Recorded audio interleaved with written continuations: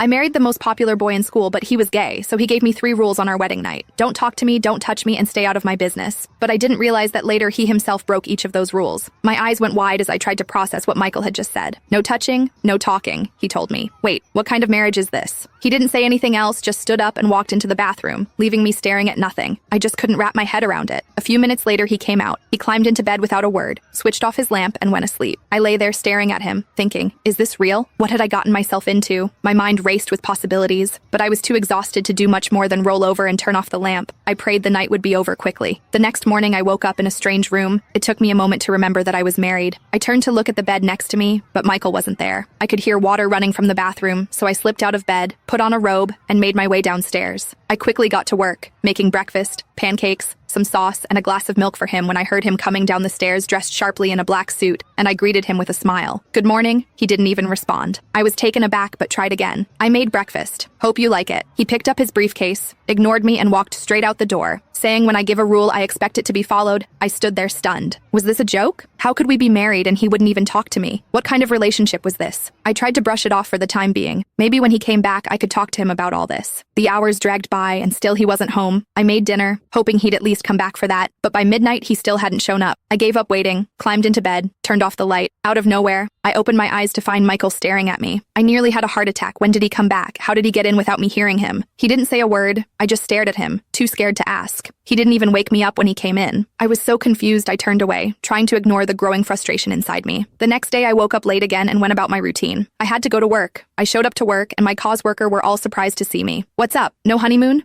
Marilyn asked they were all surprised to see me here instead of spending the night with Michael. As they started teasing me, Agatha got a little too curious, checking for any signs of a wild night. You know, hickeys and all that. When she found none, she couldn't believe it. Michael, the wild man, had been surprisingly gentle, or so she thought. They were all insisting that I owed them a girls' night out. You didn't take us to the club before the wedding, you promised, Agnes reminded me. I sighed, knowing I couldn't get out of it. I'd have to convince Michael to let me go out tonight. Maybe he'd say yes, but who knew? Later I got home. I sent a text to Janet, letting her know I'd be there soon. As I waited, I realized I still didn't have Michael's number. I hadn't even asked for it, but before I could do anything, I heard the door open, and there he was, back from wherever he'd been. I tried again to talk to him. I made dinner. Want me to heat it up? He ignored me and kept walking up the stairs. I'm going out with my friends, I tried, but he stopped dead in his tracks. He turned around, his eyes burning into mine. I gave you a rule. Do you need me to spell it out again? No talking to me. His words hit me like a punch. I tried to hide how hurt I was, but it was hard. Okay, am I allowed to go out with the girls? I asked quietly. He didn't answer, just walked up the stairs. I couldn't help but sigh and make my way out. At least I could escape this weirdness for a bit. I caught a cab and headed to the club.